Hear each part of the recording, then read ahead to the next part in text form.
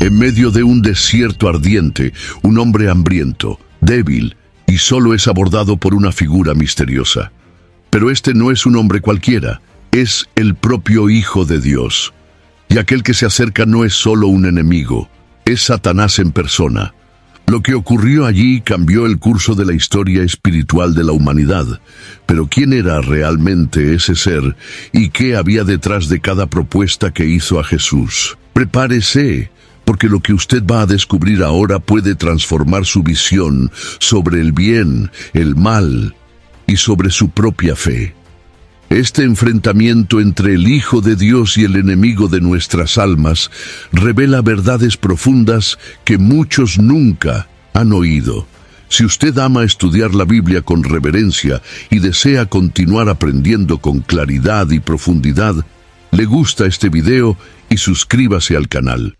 Su participación fortalece esta comunidad de fe que crece a cada día. Poco antes del enfrentamiento más significativo entre el bien y el mal, Jesús se dirige al desierto. Este ambiente árido, solitario y hostil no fue elegido por accidente.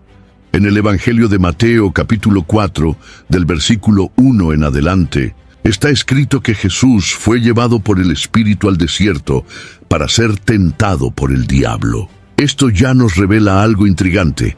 El escenario de la tentación fue determinado por el propio plan divino. Allí, sin multitudes, sin discípulos, sin testigos, el Hijo de Dios se encontraría cara a cara con el adversario. El desierto se convierte, entonces, en el escenario de la batalla espiritual más intensa registrada en las Escrituras, y cada detalle de este ambiente contribuye a la profundidad de este momento. El desierto, a lo largo de la Biblia, es mucho más que un lugar físico. Simboliza pruebas, dependencia total de Dios y procesos de transformación. Fue en el desierto donde el pueblo de Israel caminó por 40 años, enfrentando sus propias tentaciones y aprendiendo, muchas veces a duras penas, lo que significaba confiar plenamente en Dios. Ahora, Jesús, el verdadero Israel, reviviría este escenario, pero de forma perfecta, sin ceder al pecado. Esta conexión entre el Antiguo y el Nuevo Testamento es poderosa y revela que el desierto nunca fue un lugar de abandono, sino un espacio sagrado donde Dios moldea, prueba y prepara a sus elegidos. La ausencia de confort en el desierto resalta el contraste con la gloria del bautismo de Jesús, que había sucedido poco antes. En ese momento, los cielos se abrieron, la voz del Padre declaró su amor, y el Espíritu descendió sobre él como una paloma. Pero lo que sigue no es un ministerio inmediato ante las multitudes, sino un aislamiento completo. Esto enseña algo profundo sobre el tiempo de Dios. Hay momentos en que, incluso después de una gran confirmación divina, somos conducidos al silencio, al vacío y a la lucha solitaria. Esto no significa abandono, sino preparación. Cuando miramos este escenario, debemos comprender que el desierto revela quiénes somos realmente cuando todo es retirado. Sin los elogios de las personas, sin los recursos materiales, sin aplausos o distracciones, somos confrontados con nuestra propia esencia. Y es exactamente en este terreno que Satanás elige atacar. No actúa en la cúspide de la fuerza, sino en la vulnerabilidad del alma. El entorno del desierto amplifica esto. Calor abrasador durante el día, frío cortante por la noche y un silencio que parece gritar dentro del corazón. Es en esta atmósfera que la batalla espiritual se vuelve más real que nunca. Jesús no estaba allí por casualidad. Cada paso, cada elección formaba parte de un plan divino que trasciende lo visible. Al entender el escenario inicial de esta historia, somos invitados a reflexionar sobre nuestros propios desiertos. No son castigos, sino oportunidades. No son señales de debilidad, sino de construcción.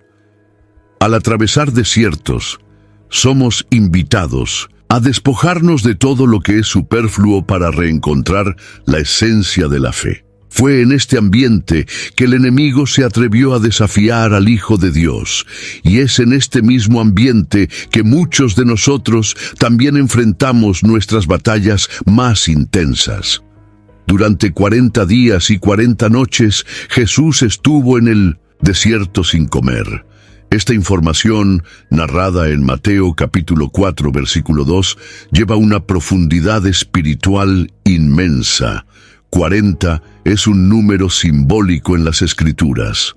Fue el tiempo de duración del diluvio, el tiempo en que Moisés estuvo en el monte Sinaí, el tiempo de peregrinación del pueblo de Israel en el desierto. Ahora es el tiempo en que el Salvador vacía completamente su cuerpo de cualquier fuerza física antes de enfrentar a Satanás. No es solo un ayuno, es un vaciamiento total.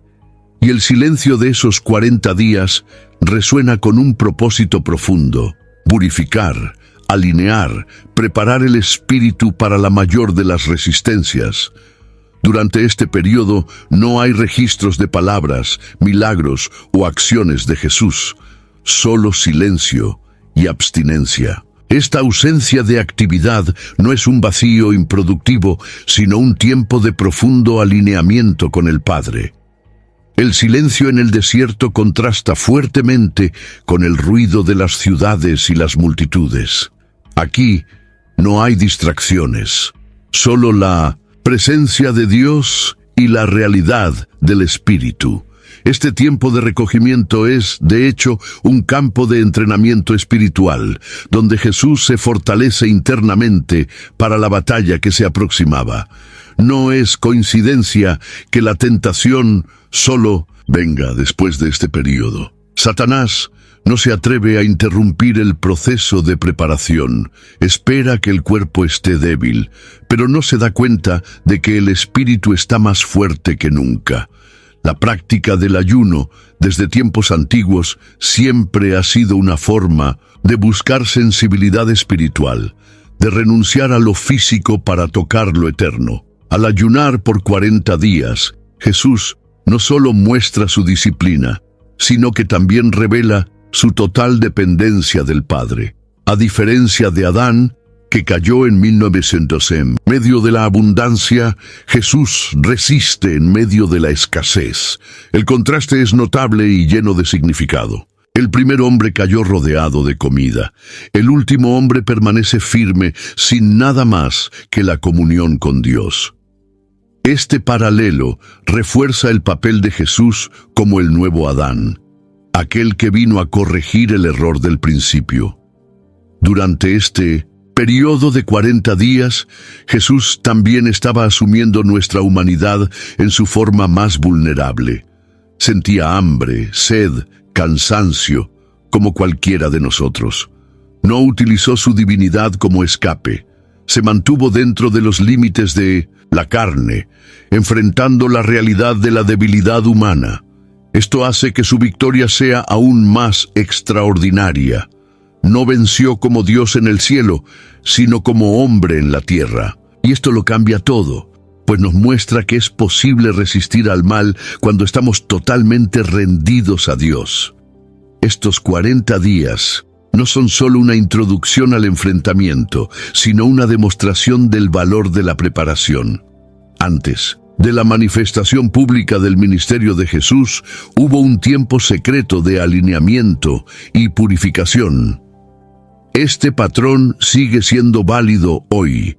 Las grandes victorias espirituales casi siempre son precedidas por periodos de desierto, silencio y vaciamiento. Al entender esto, podemos apreciar más los momentos de recogimiento y reconocer en ellos el inicio de algo mayor. Al final de los 40 días, Jesús tuvo hambre. Esta afirmación simple, presente en Mateo capítulo 4, versículo 2, revela un detalle crucial.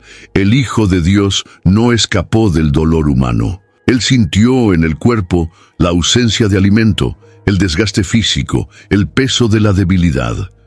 Y es justamente en ese momento que el tentador se acerca.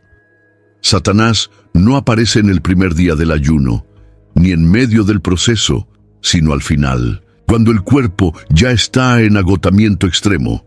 Esto nos enseña algo profundo sobre la estrategia del enemigo. Él sabe esperar. Él ataca cuando percibe la vulnerabilidad, cuando las defensas están aparentemente bajas. Y esto hace que el enfrentamiento sea aún más intenso. La hambre que Jesús sentía no era un simple deseo de comer, era el dolor de un cuerpo agotado, vacío, al borde del colapso. Muchos estudiosos reconocen que el cuerpo humano, tras 40 días sin alimento, comienza a entrar en un estado de autodestrucción. O sea, Jesús no estaba solo hambriento, él estaba en el límite de la supervivencia. Y en ese momento exacto, Satanás sugiere que él transforme piedras en pan. La propuesta parece lógica. Al fin y al cabo, ¿qué mal habría en saciar el hambre usando un poder que él poseía? Pero es aquí donde se revela la trampa. La verdadera prueba no era sobre el pan, sino sobre identidad, obediencia y dependencia. Satanás comienza su discurso diciendo: si tú eres el Hijo de Dios, un ataque directo a la identidad de Jesús. No es solo una tentación física, es un intento de sembrar duda sobre quién Él realmente es. El mismo patrón se usa hoy. Cuando estamos débiles, pasando por crisis o dificultades, el enemigo se acerca con sugerencias que cuestionan nuestra identidad, nuestra fe, nuestro valor. Él planta dudas furtivas, envueltas en aparente sensatez, pero con raíces venenosas. Al desafiar a Jesús a probar quién era a través de un milagro fuera del tiempo y de la voluntad del Padre, Satanás quería inducirlo a actuar por impulso, por carencia, por orgullo espiritual. Lo que está en juego no es solo saciar una necesidad, sino decidir si Jesús actuará en su misión o si tomará el control en sus propias manos. Él resiste, y su respuesta basada en la Escritura es poderosa. No solo de pan vivirá el hombre, sino de toda palabra que sale de la boca de Dios. Esto no es una frase bonita, es una declaración de guerra. Jesús afirma que su vida no depende del alimento físico, sino de la comunión con el Padre.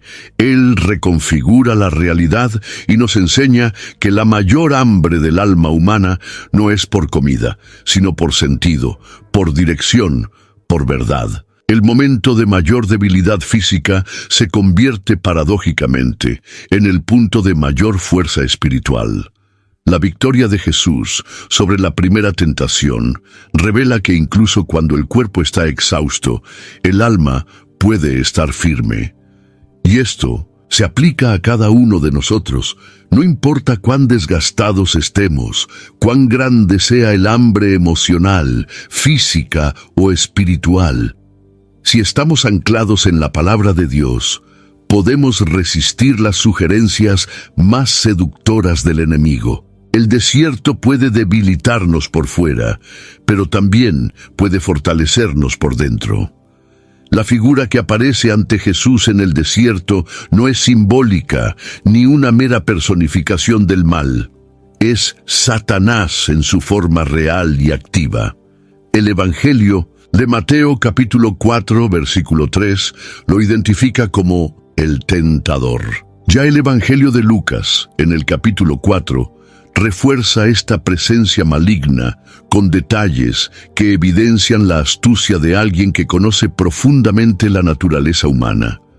No se trata de una visión o de una batalla interna abstracta. Jesús no estaba luchando contra pensamientos sueltos, sino ante un ser espiritual que personifica la oposición directa a Dios. La tentación en el desierto fue un encuentro literal, real, con el propio adversario, que se atrevió a colocarse frente al Hijo del Altísimo. Muchos intentan suavizar esta narrativa, tratando a Satanás como un símbolo del mal, pero las Escrituras son claras. Él es un ser personal, con intenciones definidas, lenguaje articulado y una estrategia sutil. Él habla, argumenta, cita la Biblia, propone alternativas. Su objetivo no era simplemente tentar a Jesús a pecar, sino desviar todo el plan de redención. Al desafiar al Hijo de Dios, el enemigo buscaba sabotear desde el inicio la misión salvífica. Él sabía quién era Jesús. El tono de su discurso no es de duda genuina, sino de provocación. Si tú eres el Hijo de Dios, es un intento de hacer que Jesús actúe fuera del tiempo del Padre, conducido por el ego o por la necesidad momentánea. Satanás aparece de forma camuflada, no como un monstruo horrendo, sino como un ser inteligente y articulado. Esto nos alerta al hecho de que el enemigo no siempre se presenta de manera evidente. Él trabaja en las entrelíneas, en las sugerencias sutiles, en la manipulación de las verdades espirituales. Y fue justamente eso lo que intentó hacer con Jesús. Usar la propia Escritura para intentar desvirtuar la obediencia al Padre. Esto revela una estrategia antigua: distorsionar lo que es santo para confundir incluso a los más fieles. Al percibir esto, entendemos que el conocimiento de la palabra debe venir acompañado de discernimiento espiritual, porque hasta versículos bíblicos pueden ser mal utilizados si están fuera del contexto y del propósito de Dios. El enfrentamiento directo entre Jesús y Satanás también revela algo vital. El mal no se intimida ante la santidad. El enemigo no duda en atacar, incluso cuando sabe que está frente al Hijo de Dios. Esto nos muestra que, por más piadosa y consagrada que sea, una vida nunca estará exenta de pruebas. Estar en comunión con Dios no elimina el ataque, pero nos capacita para enfrentarlo con autoridad. La verdadera espiritualidad no se mide por la ausencia de tentaciones, sino por la manera en que lidamos con ellas cuando surgen. El desierto nos muestra que no hay espacio para la ingenuidad. La vida espiritual auténtica exige vigilancia. Jesús no enfrentó un símbolo, sino una realidad espiritual concreta. Y al resistir, nos muestra que también podemos vencer. El enemigo existe, es real y peligroso, pero no es invencible. Al ser fortalecidos por la palabra y guiados por el Espíritu, podemos resistir, no con miedo, sino con la misma firmeza que hubo en Cristo. La primera propuesta de Satanás puede parecer inofensiva a primera vista. Si tú eres el Hijo de Dios, manda que estas piedras se transformen en panes. La petición, relatada en Mateo capítulo 4, versículo 3, no involucra idolatría explícita, violencia o herejía abierta. Es solo comida. Pero es precisamente esa sutileza la que hace que la tentación sea aún más peligrosa. El enemigo sabe que los mayores desvíos comienzan con concesiones pequeñas, aparentemente justificables. Transformar piedras en pan sería un milagro sencillo para Jesús. Él multiplicó panes para miles más tarde. ¿Por qué no ahora? Para sí mismo. Porque no era el momento adecuado, ni el propósito correcto. Esta tentación no tiene que ver solo con el hambre física, sino con la independencia espiritual. Satanás sugiere que Jesús use su poder divino para resolver una necesidad personal, sin consultar al Padre. Esto hiere el principio central de la vida de Jesús, su total sumisión a la voluntad del Padre. Él no hacía nada por su cuenta. Cada milagro, cada palabra, cada actitud era fruto de obediencia. Ceder a la sugerencia del diablo sería romper esa alianza de dependencia, tomando decisiones basadas en la necesidad inmediata y no en la dirección divina. Esto es profundamente relevante para nosotros. ¿Cuántas veces tomamos decisiones impulsivas, tratando de resolver las cosas a nuestra manera, movidos por la urgencia y no por la fe? Además hay una cuestión aún más profunda. La identidad de Jesús estaba siendo puesta en duda. Si tú eres el Hijo de Dios, Satanás no. Está preguntando, está insinuando. Él está desafiando a Jesús a probar quién es a través de un gesto espectacular. Esto es típico de la lógica mundana. Medir el valor por el desempeño, por la exhibición, por la respuesta inmediata. Pero Jesús se niega a entrar en ese juego. Él sabía quién era. No necesitaba probar nada al diablo. Su seguridad provenía de la voz del Padre que pocos días antes había dicho: «Este es mi Hijo amado, en quien me complazco». Esta convicción es lo que lo mantiene firme ante la provocación. La respuesta de Jesús, citando Deuteronomio, capítulo 8, versículo 3, es de una sabiduría cortante. No solo de pan vivirá el hombre, sino de toda palabra que sale de la boca de Dios. Él eleva la conversación a un nivel espiritual superior, afirmando que la verdadera vida no está en el sustento físico, sino en la comunión con Dios. Esto rescata la memoria del pueblo en el desierto, que fue sustentado por el maná y por la palabra. Al decir esto, Jesús reconfigura la realidad de la existencia humana. No somos solo cuerpos que necesitan pan, somos almas que anhelan dirección, ¿verdad? Propósito eterno. Lo que parecía una sugerencia inofensiva se revela como un intento peligroso de romper la dependencia divina y plantar la semilla de la desconfianza. Jesús vence esta primera embestida con sabiduría, autoridad y fidelidad, y nos deja una enseñanza preciosa. No toda necesidad urgente debe ser resuelta de inmediato. Muchas veces la verdadera fe se demuestra cuando esperamos la dirección de Dios, incluso con hambre, incluso en el desierto, incluso ante piedras. La respuesta de Jesús a la primera tentación no fue un argumento lógico, ni una refutación emocional. Simplemente declaró la palabra. Al citar las Escrituras, específicamente el libro de Deuteronomio, capítulo 8, versículo 3, Jesús nos revela un secreto espiritual poderoso. La palabra de Dios es la mayor arma contra las artimañas del enemigo.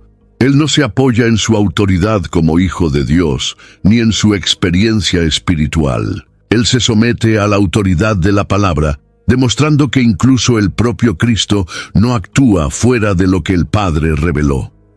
Esta actitud enseña que el verdadero poder espiritual no está en dones o experiencias místicas, sino en el conocimiento y la aplicación fiel de las Escrituras. No solo de pan vivirá el hombre, es una frase corta, pero cargada de significado. Jesús afirma que la esencia de la vida humana va más allá de la supervivencia. Confronta directamente la lógica materialista que valora solo lo que es palpable, inmediato, satisfactorio a los sentidos. Al colocar la palabra por encima del pan, Jesús nos muestra que la vida verdadera solo es posible cuando alimentamos el espíritu con verdades eternas. Esto cambia completamente nuestra forma de enfrentar las dificultades. En momentos de escasez, la tentación es creer que Dios se ha olvidado de nosotros. Pero la respuesta de Jesús nos recuerda que hay algo más profundo sustentando el alma. Esta postura de Jesús también enseña algo esencial sobre prioridades espirituales. La primera tentación revela una inversión de valores. El enemigo quiere que la necesidad física defina la dirección espiritual. Jesús, por otro lado, muestra que la dirección espiritual debe regir incluso las necesidades físicas. Esto es revolucionario. Él no niega el hambre, pero se niega a permitir que ella guíe sus elecciones. Este nivel de dominio solo es posible cuando la mente está firme en la verdad de Dios. Y esto es fruto de intimidad, de disciplina, de entrega. Al usar la palabra como escudo, Jesús revela también que conocerla es esencial para resistir. No se trata de un conocimiento superficial, sino de una internalización tan profunda que la verdad divina se convierte en respuesta automática ante las embestidas del mal. Cuando el alma está saturada de las Escrituras, el corazón encuentra firmeza incluso en los momentos de mayor presión. La cita hecha por Jesús proviene de una experiencia histórica del pueblo de Israel. Esto nos muestra que la Biblia no es solo un libro del pasado, sino una fuente viva de sabiduría para las batallas del presente. Esta respuesta marca el tono de toda la batalla espiritual que vendría a seguir. Jesús establece que no va a actuar por presión, necesidad o orgullo, sino por la palabra. Este es el modelo que debemos seguir. La victoria espiritual comienza con la decisión de confiar más en la voz de Dios que en los clamores de la carne. Al hacer esto, el desierto deja de ser un lugar de derrota y se convierte en un campo de entrenamiento para guerreros de la fe. Después de ser derrotado en la primera tentativa, Satanás lleva a Jesús al punto más alto del templo en Jerusalén. Este lugar no fue elegido por casualidad. El templo era el centro de la religiosidad judía, símbolo de la presencia de Dios, de la comunión y de la adoración. Llevar a Jesús hasta allí para intentar algo ilícito era una afrenta directa a la santidad de ese lugar. En el Evangelio de Mateo capítulo 4, del versículo 5 al 6, Satanás propone: «Si tú eres el Hijo de Dios, échate abajo, porque está escrito, a sus ángeles dará órdenes acerca de ti, y te llevarán en las manos, para que nunca tropieces con alguna piedra». Ahora, el tentador cita las Escrituras, pero con un propósito distorsionado. Él recita parte del Salmo 91, pero omite elementos e interpreta el texto de manera maliciosa, tratando de usar la palabra para manipular al propio Dios. Este episodio es una alerta extremadamente seria. El diablo conoce la Biblia. No solo la conoce, sino que sabe recitar versículos con precisión textual, aún con intención corrupta. Esto revela el peligro de la manipulación espiritual. Ni todo uso de las Escrituras es santo. Cuando la palabra es retirada del contexto, cortada o distorsionada, puede ser transformada en instrumento de engaño. Eso fue lo que el enemigo trató de hacer: presentar una promesa legítima, pero fuera de su propósito. El Salmo 91 habla sobre la protección divina, pero no como una invitación a la imprudencia o como justificación para probar la fidelidad de Dios de manera irresponsable. La propuesta de Satanás parece, a primera vista, un acto de fe. Al fin y al cabo, Jesús sería sostenido por ángeles en cumplimiento de una promesa bíblica. Pero en realidad era una invitación a la presunción.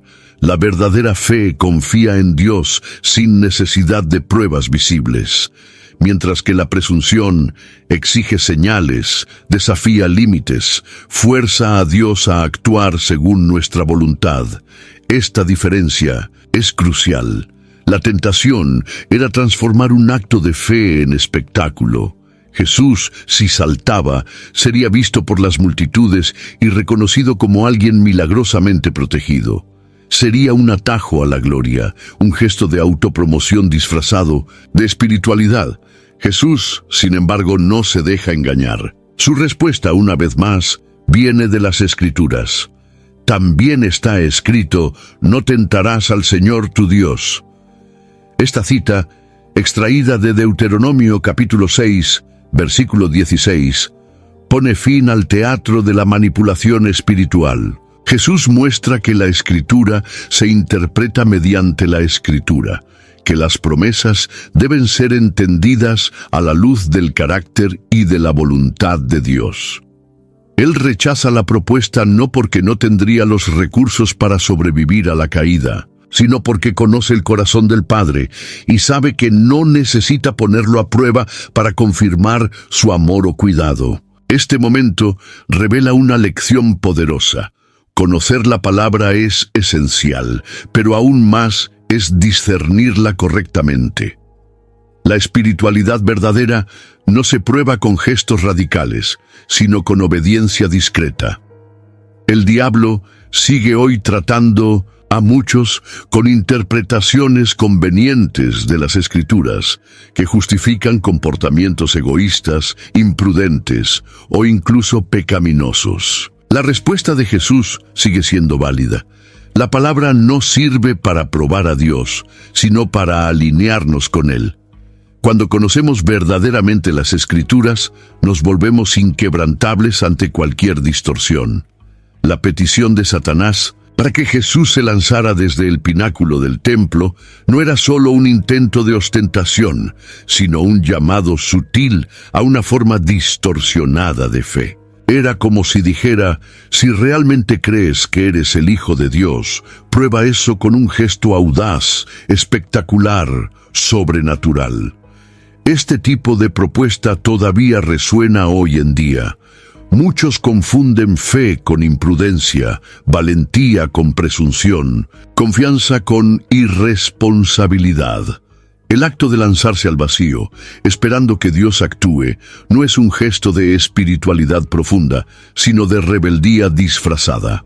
Es transformar la fe en un juego de pruebas, como si Dios tuviera que someterse a los caprichos humanos para probar su amor. Este tipo de fe insensata no edifica, no glorifica a Dios y no conduce al amadurecimiento espiritual. Por el contrario, es una invitación a la caída, literal y espiritual. En el desierto, Satanás trata de inducir a Jesús a saltar, pero en realidad es él quien quiere ver la caída del Mesías. La trampa es hacer que Jesús fuerce la mano del Padre, anticipando un rescate que no fue prometido en esa circunstancia. El problema no está en confiar en la protección divina, sino en exigir que se manifieste a nuestro modo y en nuestro tiempo. Esto revela el orgullo humano disfrazado de devoción.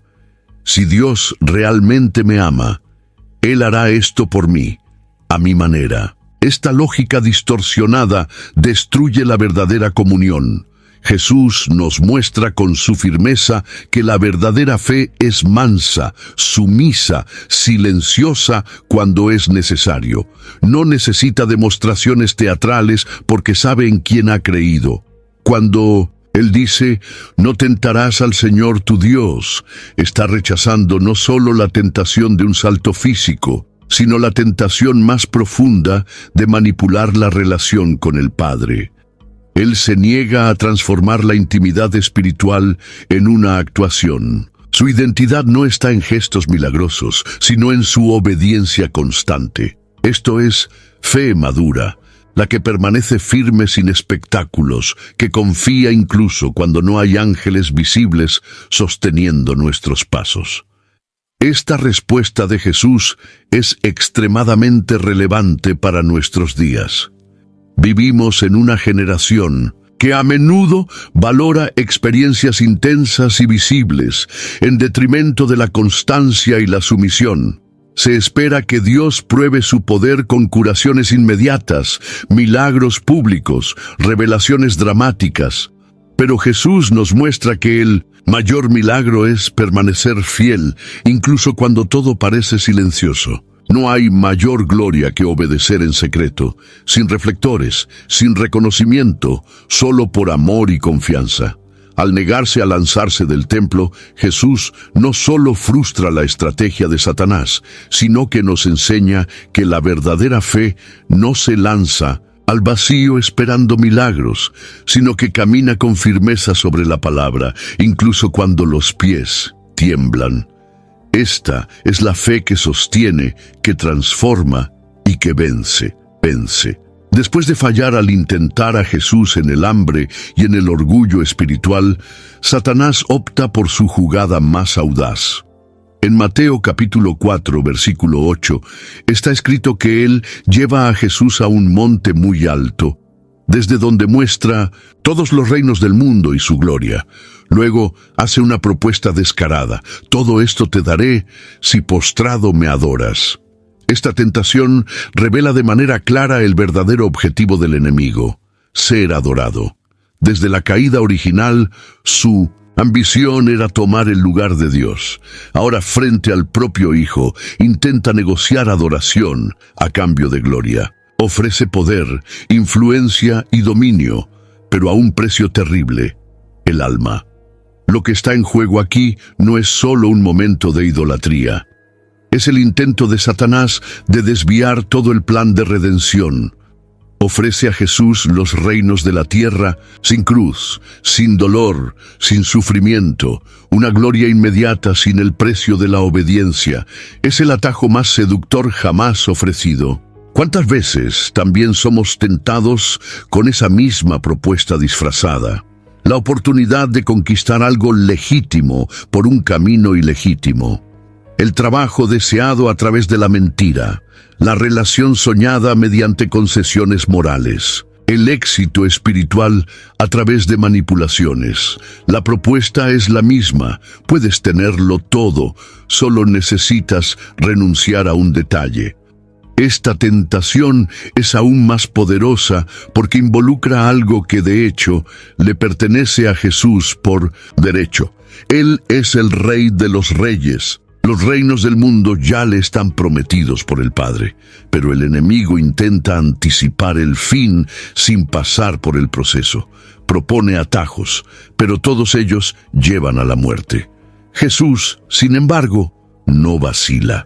Responde con una firmeza definitiva: vete, Satanás, porque está escrito: al Señor tu Dios adorarás y solo a Él servirás. Esta declaración destruye completamente la propuesta diabólica. Jesús reafirma que la adoración no es moneda de cambio, es exclusividad divina. No se negocia con el mal, no se divide la lealtad. La montaña alta, los reinos visibles, la gloria ofrecida, todo era real, pero el precio era la perdición. Jesús nos enseña que lo que parece brillante no siempre es luz.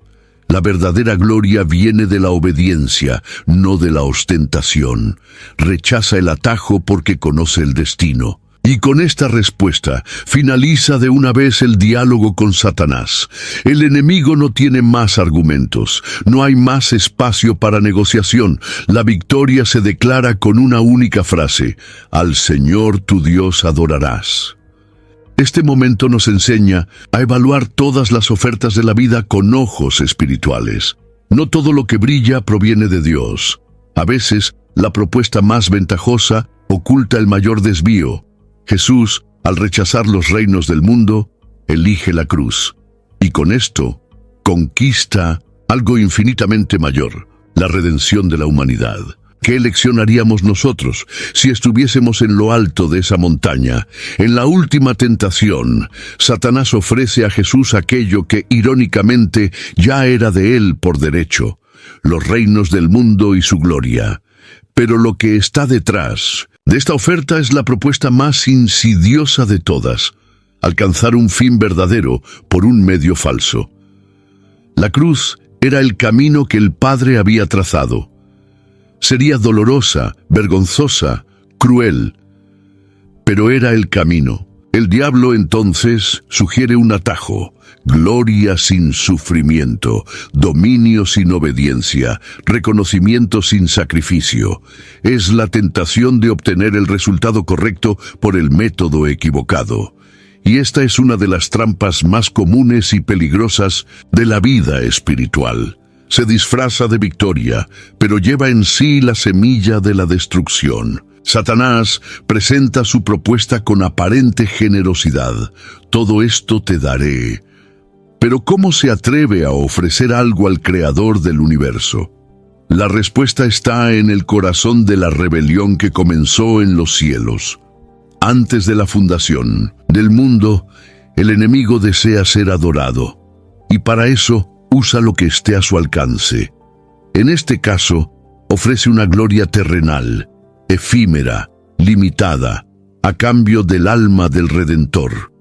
Lo que se estaba negociando no era territorio, era adoración. Y la propuesta no exigía un pacto visible, ni una alianza escrita, solo un simple gesto: postrarse. Un acto externo aparentemente breve, pero que significaría una rendición interior total. Jesús, sin embargo, no cede. Sabía que no había victoria sin cruz. La gloria legítima viene después de la obediencia, no antes. La propuesta del enemigo era saltar el proceso, escapar del dolor, acortar el camino. Pero toda gloria sin cruz es falsa, toda victoria sin fidelidad es vanidad. La respuesta de Jesús fue inmediata y cortante: vete, Satanás. No argumenta, no debate, no considera, corta. Y al hacer esto, nos enseña que ciertas propuestas ni siquiera deben ser analizadas. Deben ser rechazadas en el primer instante, sin vacilación.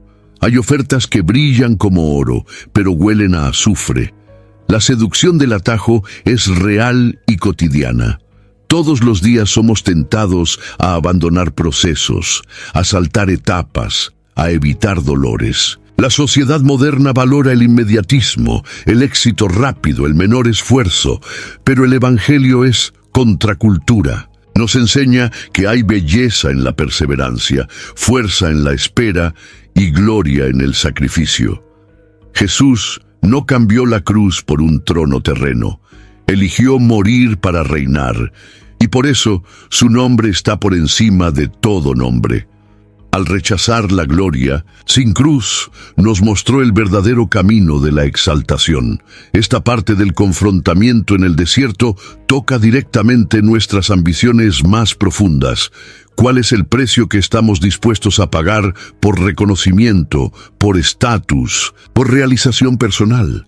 ¿Y será que muchas veces estamos aceptando atajos sin darnos cuenta? El gesto de Jesús es un llamado a la vigilancia. No basta con querer lo correcto, es necesario recorrer el camino correcto. La fidelidad no se negocia. El reino de Dios no se construye por atajos, sino por entrega total. En la tercera tentación, la batalla alcanza su clímax. Satanás, ante la firme negativa de Jesús, se enfrenta a una declaración que sella su derrota. Al Señor tu Dios adorarás y solo a Él servirás. Esta respuesta, extraída de Deuteronomio capítulo 6, versículo 13, es mucho más que una cita bíblica. Es la declaración absoluta de lealtad, el grito de fidelidad que resuena en el desierto y se extiende por toda la historia de la redención. Jesús no solo cita un versículo, Él reafirma el centro de la verdadera adoración. Dios es único y solo Él es digno de nuestra devoción. El contraste aquí es notable. Satanás, desde el principio, anhelaba el lugar de Dios. Su pecado original fue el orgullo, el deseo de ser exaltado, de recibir alabanza. Y ahora, ante el Hijo encarnado, intenta por última vez obtener aquello que nunca le perteneció. Pero Jesús no titubea. La respuesta es directa, poderosa, irrevocable. Él no se inclina, no retrocede, no cede. Al reafirmar la exclusividad de la adoración al Padre, rompe definitivamente con cualquier posibilidad de negociación espiritual. Esta es la victoria absoluta de la obediencia sobre el oportunismo, de la fidelidad sobre la conveniencia. Esta declaración también nos llama a la reflexión sobre la naturaleza de la verdadera adoración. Adorar no es solo cantar o levantar las manos en un culto, es una postura de vida, una dirección del corazón, una rendición total de la voluntad. Adorar es elegir a quién servimos, en quién confiamos, para quién vivimos. Y Jesús, con esta respuesta, nos enseña que no hay espacio neutro. Si no estamos adorando a Dios, estamos, aunque inconscientemente, cediendo nuestra lealtad a algo o alguien que ocupa su lugar.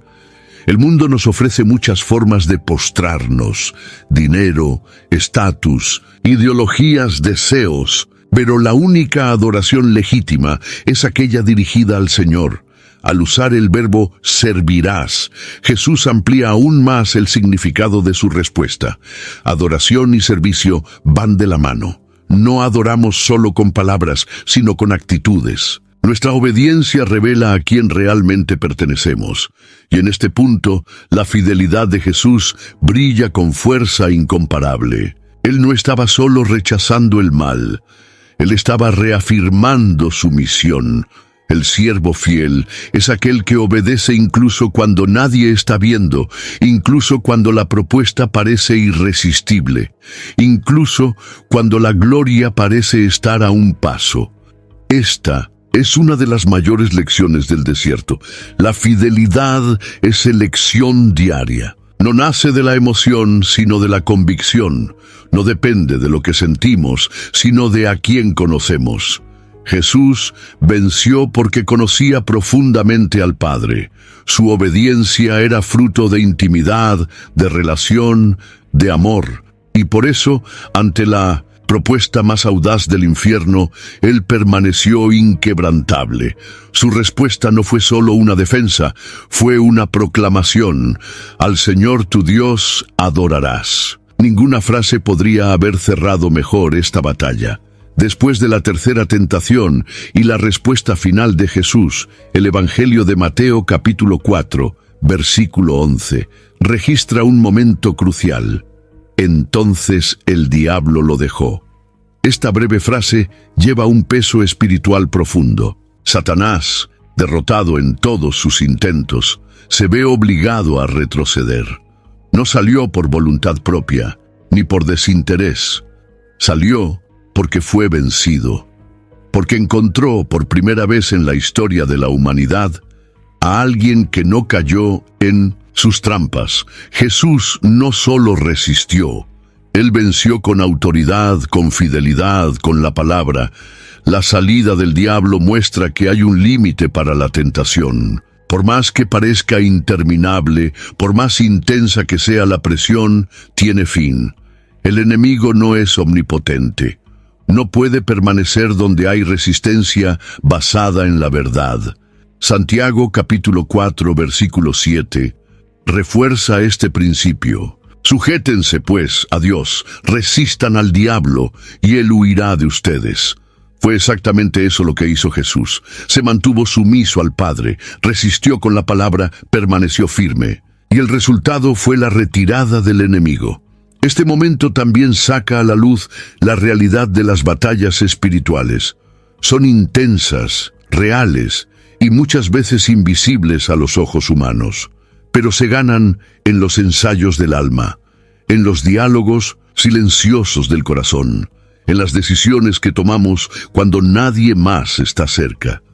Jesús venció en el desierto, lejos de las multitudes, sin aplausos, sin testigos. Su mayor conquista no fue en público, sino en la soledad de la tentación. Esto nos enseña que la victoria espiritual comienza en lo secreto, en la fidelidad que cultivamos cuando nadie nos observa. La retirada del diablo no es el fin de la historia, sino el comienzo de una nueva etapa. El Evangelio de Lucas, capítulo 4, versículo 13, añade un detalle revelador. Satanás se apartó de él hasta un momento oportuno. Es decir, la tentación no terminaba allí. Regresaría en otras formas, en otros contextos, pero esa batalla fue ganada. Y eso ya era suficiente para iniciar el ministerio público de Jesús con autoridad y poder. Vencer en el desierto era el sello de aprobación espiritual que precedía la manifestación de la gloria. La victoria de Jesús nos garantiza que no estamos solos en nuestras luchas. Enfrentó todo como hombre. Sintió hambre, dolor, presión, miedo, pero permaneció fiel. Y por eso hoy Él nos comprende, nos fortalece, nos guía. La salida del diablo aquel día en el desierto es el presagio de la derrota final, que sufrirá por completo. Lo que sucedió allí fue más que una victoria personal. Fue el anuncio de que la luz había vencido a las tinieblas, de que el reino de Dios se estaba estableciendo no por la fuerza, sino por la obediencia. Justo después de la salida del diablo, Mateo capítulo 4, versículo 11, registra una escena de consuelo celestial. Y he aquí que vinieron los ángeles y lo sirvieron. Esta imagen es poderosa.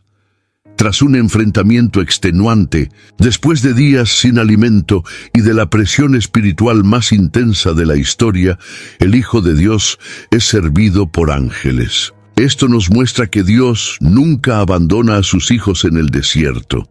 Él puede permitir que enfrentemos batallas, que pasemos por períodos de silencio y dolor, pero en el momento apropiado, envía el consuelo.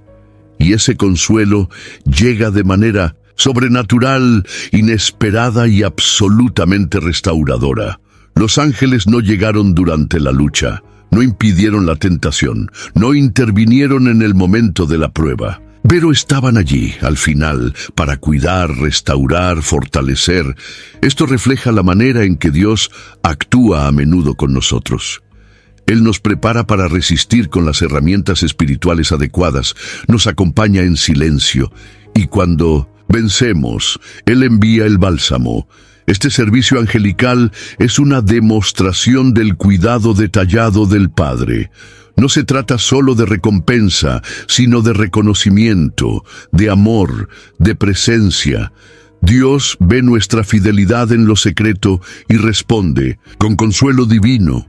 Esta presencia de los ángeles también revela que hay un mundo espiritual activo alrededor de cada decisión que tomamos. La tentación no fue un episodio aislado, sino parte de una guerra mayor.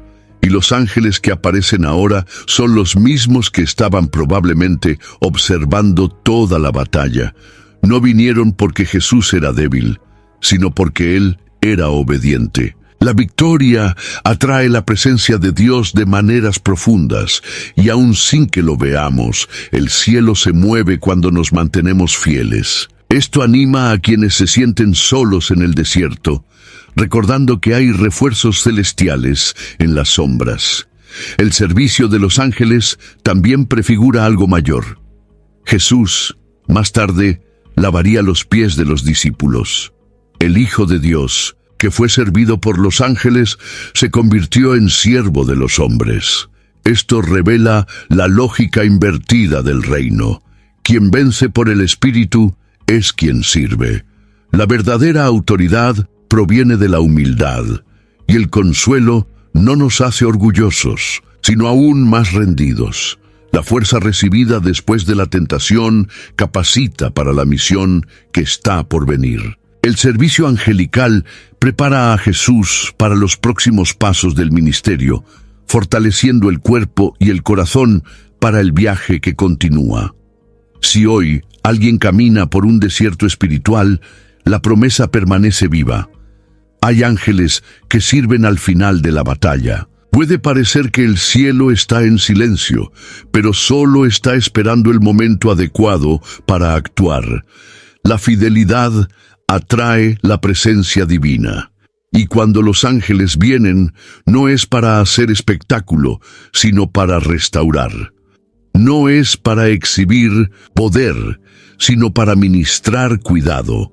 El cielo honra a quien permanece en pie. La experiencia de Jesús en el desierto no fue solo una etapa aislada de su vida, sino también un modelo de cómo cada ser humano enfrenta sus batallas espirituales. La tentación, aunque única en intensidad para Cristo, lleva los mismos elementos que enfrentamos en nuestras propias jornadas: el hambre, la duda sobre la identidad, la búsqueda de atajos y el deseo de reconocimiento. Cada aspecto de lo que Jesús enfrentó revela dinámicas que también están presentes en nuestras almas. El desierto de Él es un espejo que refleja los desiertos que vivimos todos los días. El hambre que Jesús sintió representa las necesidades más urgentes que tenemos: sean ellas emocionales, espirituales o materiales. Satanás intentó atacar donde había una carencia legítima, mostrando que no toda tentación parte del mal en sí, sino de la distorsión de lo que es necesario. ¿Cuántas veces nuestras necesidades nos llevan a tomar decisiones precipitadas? La duda sobre la identidad de Jesús también es una tentación común. El enemigo constantemente siembra mentiras sobre quiénes somos. No eres digno. No eres hijo. Estás solo. Y si creemos en estas mentiras, tomamos caminos lejanos de la voluntad de Dios. La propuesta de saltar del templo nos hace reflexionar sobre el deseo de probar algo a todos. Vivimos en una era de exhibición, donde somos presionados a mostrar fuerza, fe y éxito, incluso cuando estamos exhaustos. Satanás nos susurra: muestra que eres fuerte, prueba que tienes fe. Pero la verdadera fe no grita, permanece. La última tentación, la gloria sin cruz, es quizás la más actual. Somos constantemente atraídos a conquistar, vencer y dominar, pero sin quebrantamiento, sin obediencia, sin proceso. Es la lógica del mundo invertida dentro de la iglesia, y muchos, desafortunadamente, caen en este llamado. El viaje de Jesús revela que la tentación no es pecado. Ser tentado es parte de la experiencia humana. El pecado es ceder. Y hay victoria posible. La palabra es nuestra arma. La identidad en Cristo es nuestro escudo. La sumisión al Padre es nuestra base. Cada tentación vencida profundiza nuestra madurez espiritual. Cada desierto superado forma nuestro carácter. Y como Jesús, salimos de allí más preparados para cumplir nuestro propósito. Al mirar al desierto de Jesús, encontramos un mapa, un reflejo, una esperanza. No enfrentamos solos nuestras tentaciones. Él ya pasó por ellas y dejó el camino abierto para que también seamos más que vencedores. Uno de los aspectos más sensibles de la narrativa del desierto es comprender el papel de Dios y el papel del enemigo en ese proceso. El Evangelio de Mateo capítulo 4, versículo 1, dice que Jesús fue conducido por el Espíritu al desierto para ser tentado por el diablo. A primera vista esto suena paradójico. ¿Por qué el Espíritu Santo llevaría a alguien a un lugar donde sería tentado? La respuesta está en la diferencia fundamental entre prueba y tentación. Dios prueba. Satanás tienta. Ambos procesos pueden ocurrir simultáneamente, pero con propósitos completamente diferentes. La prueba es una herramienta de Dios para madurar, fortalecer y revelar la fe. Es el fuego que purifica el oro. Es el viento que profundiza las raíces. La tentación, por otro lado, es un ataque del enemigo con la intención de destruir, confundir y alejar de la verdad. Mientras Dios nos conduce a pruebas para elevarnos, Satanás intenta derribarnos. El mismo evento puede ser visto a través de estas dos lentes. El desierto, por ejemplo, fue lugar de prueba desde la perspectiva divina y de tentación desde la perspectiva del enemigo. El primero busca edificar, el segundo derribar. Esta distinción es vital para la salud espiritual. Cuando entendemos que Dios nos está probando, incluso en medio de la lucha, podemos mantener la fe. Sabemos que hay un propósito mayor, que hay un carácter siendo formado. Por otro lado, cuando confundimos tentación con prueba, podemos rebelarnos contra Dios, pensando que Él nos está castigando, cuando en realidad nos está moldeando. Saber discernir esto nos libra de acusaciones erróneas, nos protege del desánimo y nos ayuda a mantener la comunión incluso en los momentos más difíciles. Jesús pasó por el desierto siendo conducido por el Espíritu. Esto nos enseña que Estar en el centro de la voluntad de Dios no significa estar exento de dificultades. De hecho, muchas veces, estar exactamente donde Dios quiere puede significar enfrentar los mayores desafíos. Pero también nos garantiza que Él está presente en todo el proceso. Él nunca nos lleva a un lugar de prueba sin también darnos los recursos para vencer. La palabra, la identidad, el espíritu, la obediencia. Todo esto es parte de la armadura que nos capacita. La madurez cristiana pasa por este entendimiento. Ni todo lo que duele es del diablo, ni toda lucha es un ataque. A veces es Dios refinándonos, enseñándonos a confiar, preparándonos para algo mayor. Y aun cuando hay tentación, sabemos que no estamos solos. El mismo Espíritu que condujo a Jesús al desierto fue el que lo sostuvo hasta el final. Y ese Espíritu está disponible para nosotros también, no para evitar los desiertos, sino para garantizar que saldremos de ellos transformados. El diablo que enfrentó a Jesús en el desierto es el mismo que continúa intentando a los hijos de Dios hoy. No ha cambiado en esencia, pero ha adaptado sus estrategias al contexto moderno.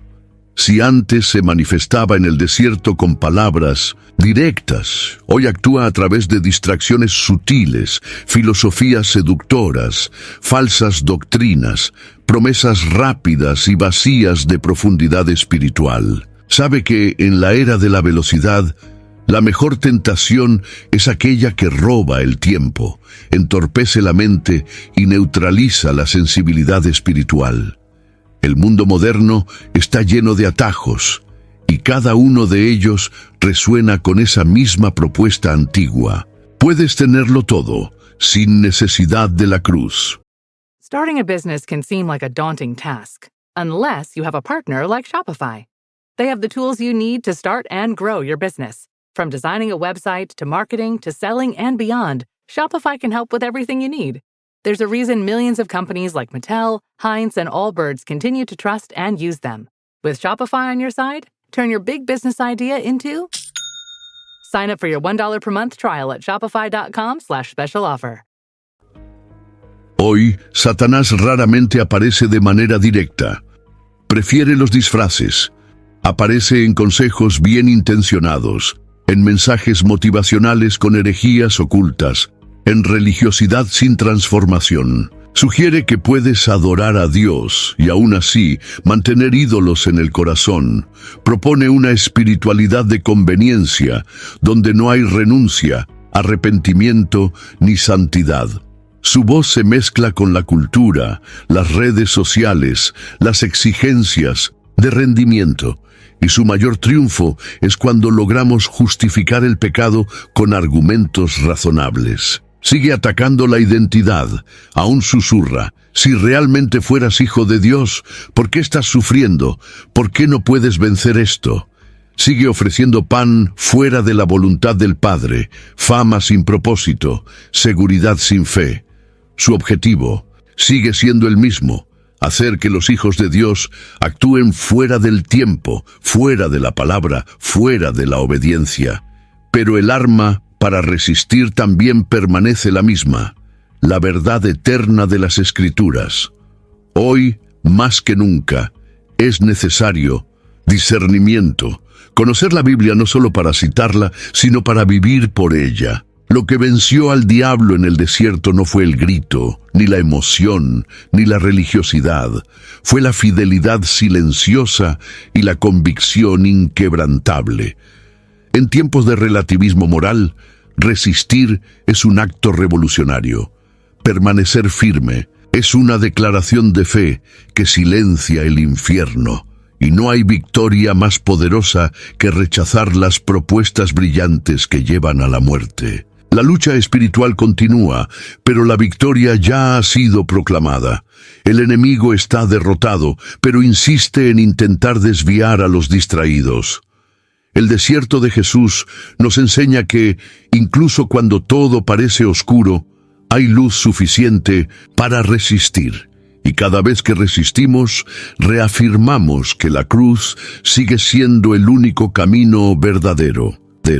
Al observar la victoria de Jesús en el desierto, es imposible no notar que Él usó armas espirituales accesibles a todos nosotros.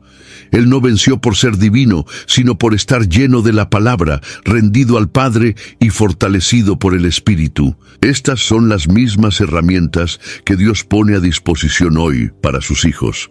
No necesitamos ser superhéroes espirituales para resistir.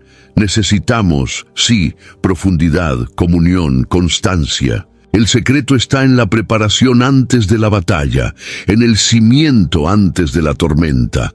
Jesús venció porque entró en el desierto lleno de la palabra. La tentación reveló lo que ya estaba dentro de él. La primera arma es el conocimiento profundo de las Escrituras. No basta con memorizar versículos, es necesario entenderlos, interiorizarlos, aplicarlos.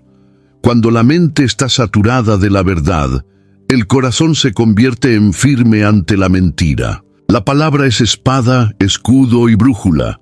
Fue ella quien cortó las mentiras del diablo una a una. La segunda arma es la sumisión al Espíritu. Jesús fue llevado por el Espíritu al desierto y solo salió de allí fortalecido porque permaneció en esa dirección. Oír la voz del Espíritu es lo que nos guía cuando todo a nuestro alrededor parece confuso. Y la tercera arma es la identidad cimentada en el Padre. Jesús sabía quién era. La duda no encontró refugio en su corazón. Y eso lo blindó contra los ataques más sutiles. Otra arma poderosa es el ayuno. Aunque poco valorado hoy, el ayuno tiene un poder espiritual innegable.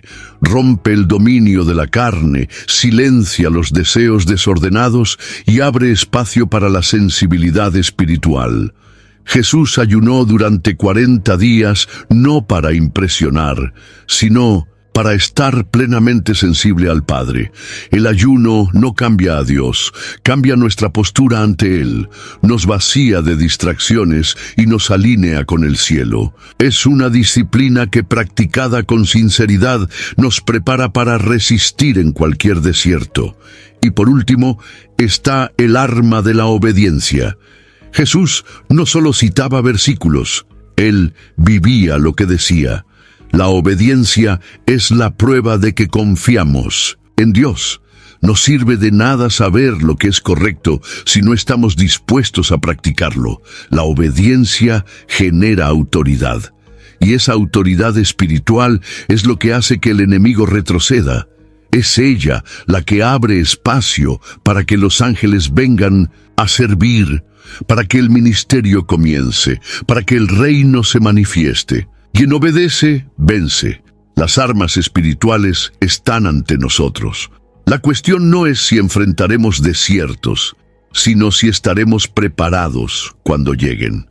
Y Jesús, con su vida, nos enseñó que es posible vencer cada tentación, no por fuerza, sino por fidelidad. La victoria de Jesús en el desierto no fue solo personal, sino representativa. Él no resistió al diablo solo como un hombre, sino como el nuevo Adán, el representante de la nueva humanidad redimida. Donde el primer Adán cayó en el paraíso, el segundo venció en el desierto. Donde Israel murmuró, Jesús obedeció. Donde todos fallaron, Él permaneció firme. Su victoria es, por lo tanto, el fundamento de la nuestra. Él venció para que nosotros pudiéramos vencer. Mostró que es posible andar en santidad, resistir al mal, mantenerse firme, incluso en un mundo dominado por la tentación. Esta victoria es actual. Vive en cada creyente que decide permanecer fiel. Cristo en nosotros es la esperanza de la gloria, como escribió el apóstol Pablo en su carta a los Colosenses. Esto significa que la fuerza que capacitó a Jesús en el desierto está disponible hoy para todo aquel que cree. El mismo Espíritu que lo condujo, el mismo Padre que habló con él, la misma palabra que usó, Todo esto está accesible a aquellos que lo siguen. No somos espectadores de la victoria de Jesús, somos participantes. Vivir con esta conciencia lo cambia todo. Comenzamos a ver las tentaciones no como derrotas inevitables, sino como oportunidades de manifestar la vida de Cristo en nosotros. Cada elección correcta, cada pensamiento resistido, cada palabra reprimida es una victoria que resuena con la del desierto. Jesús venció. Y esta victoria se actualiza cada vez que alguien dice no al pecado y sí a la voluntad de Dios. El desierto de Jesús se convierte en nuestro campo de referencia, nuestra escuela, nuestra fuente de esperanza. Es por eso que la tentación no necesita ser temida. Es real, pero puede ser vencida, no por nuestra fuerza, sino por lo que ya ha sido conquistado. Cristo nos dio ejemplo, autoridad y poder. No solo mostró el camino, camina con nosotros. Intercede por nosotros, nos fortalece, nos entiende. No hay tentación que Él no conozca, no hay dolor que Él no haya sentido, y no hay batalla que no haya vencido ya. El demonio enfrentó al Hijo de Dios y perdió. Hoy intenta enfrentar a los hijos de Dios, pero sigue perdiendo siempre que encuentra a alguien que se aferra a la palabra, resiste en oración y permanece en la cruz. En cada hijo que vence, Cristo vence una vez más, y el reino de Dios avanza, no con espadas, sino con fidelidad. El mismo desierto que intentó destruirnos se convierte en el lugar donde nuestra identidad es sellada, nuestra fe es refinada y nuestra misión es fortalecida. El enemigo puede tener estrategias, pero el cielo ya declaró: Jesús venció. ¿Cuántas veces también hemos enfrentado desiertos como este? Si alguna parte de este viaje habló profundamente contigo, comparte en los comentarios cuál fue el momento que más tocó tu alma. Alguien puede ser edificado al leer tu testimonio. Envía este video a un amigo que necesita recordar que hay victoria incluso en los días más difíciles. Y si aún no eres parte del canal, únete a nosotros. Tu presencia hace la diferencia aquí.